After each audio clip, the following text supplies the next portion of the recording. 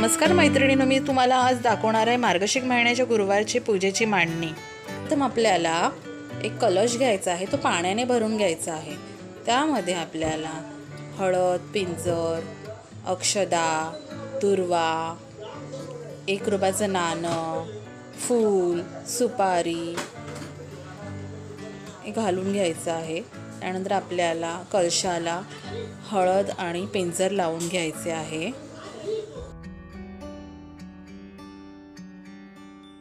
जिथे आपण घट मांडणार आहोत ती जागा स्वच्छ करून घ्यावी। स्वास्तिक काढून घ्यावं, त्यावर एक पाट ठेवावे, पाटावरती एक रुमाल अंथरून घ्यावे, त्यावर थोडेसे अक्षदा वाहून घ्यावे, त्यावर आपल्याला कलश ठेवायचा आहे। त्यावर थोडेसे हळद पिंजर वाहून घ्यायचे आहे। त्यानंतर आपल्याला तो कलश ठेवायचा आहे त्या अक्षदांवरती। आपल्याला 5 प्रकारची पानं घालायची आहेत। 5 प्रकारची पानं म्हणजे आपल्या फळांची पानं किंवा फुलांची पानं आपल्याला जमेल जशी मिळतील तशी आपण ती पानं त्या कलशामध्ये टाकून घ्यायची आहेत।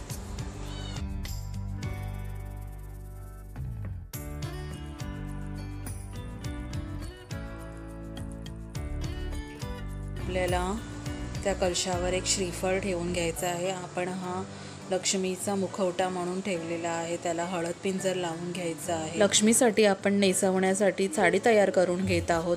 मी तो एक ब्लाउज पीस घेतलेला आहे, तो आपण फोल्ड करून घेत आहे। त्याने सुंदर प्रकारे आपण साडी तयार करून घेऊया।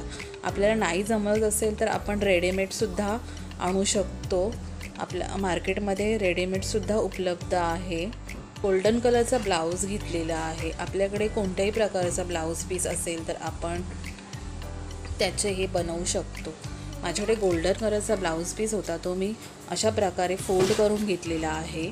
फोल्ड करून दोन्ही बाजूला मी पिना लावून घेतल्या आहे आणि त्याचा मध्यभाग करून सणी तो व्यवस्थित प्रेस करून घेतलेला आहे।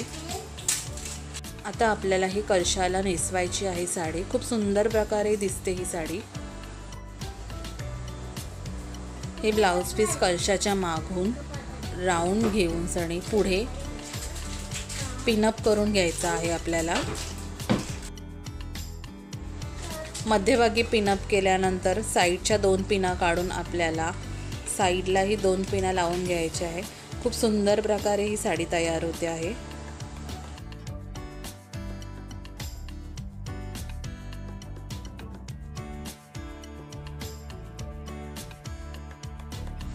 आता आपण त्या कलशावरती लक्ष्मीचा मुखवटा लावून घेणार आहोत। मुखवटा हा आपल्याला मार्केटमध्ये सहज उपलब्ध असतो।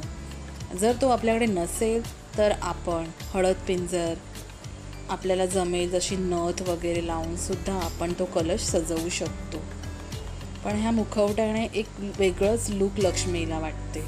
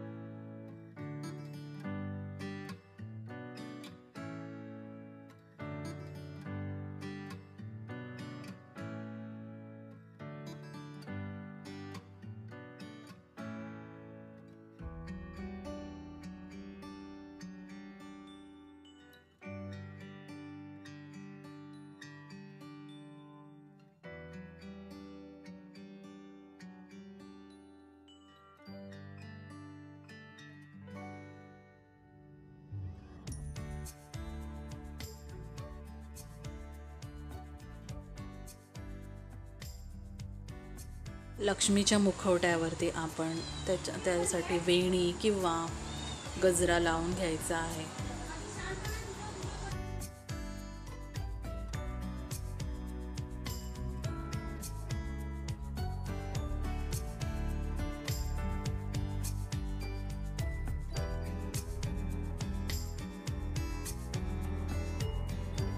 देवीला हळद कुंकू लावून घ्यायचं आहे।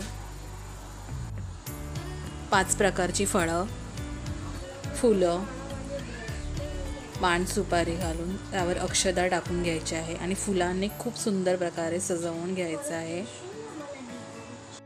एक लक्ष्मीचा फोटो आपल्याला त्याच्या मागे ठेवायचा आहे. थोडेसे दूध आपल्याला वाटीमध्ये ठेवायचं आहे. देवीजवळ दिवा बत्ती करून आपल्याला लक्ष्मीची पूजा करून घ्यायची आहे. त्यानंतर महालक्ष्मीची कथा वाचायची आहे. संध्याकाळी आपण नैवेद्य दाखवून घ्यायचं आहे देवीला गोडधोड.